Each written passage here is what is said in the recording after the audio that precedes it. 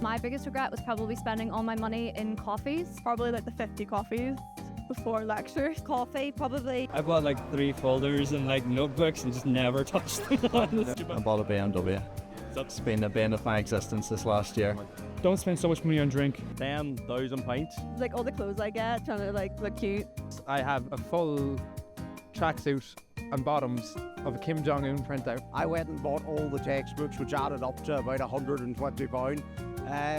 And they were all in the library. I bought, for my dissertation, it was quite like a niche subject, and I bought a very rare book for £150, believe it or not. Yeah, I use it for everything. I use it as like a coaster.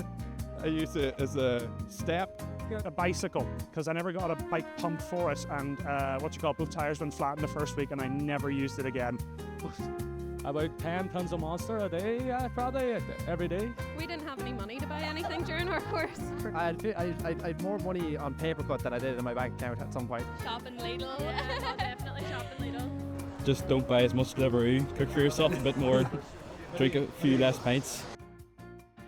Within each of our student wellbeing campus teams, we have a student money coordinator.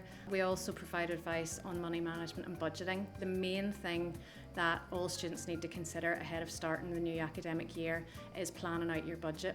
So you need to have an idea of what you're going to have, whether you're going to get any parental contribution during that time, and then look at the big ticket items that you're going to have to pay, such as if you're planning on living away from home, such as what your rent's going to be, what your estimated utilities are going to be, and allowing yourself a little pot extra, to have some fun while you're here as well.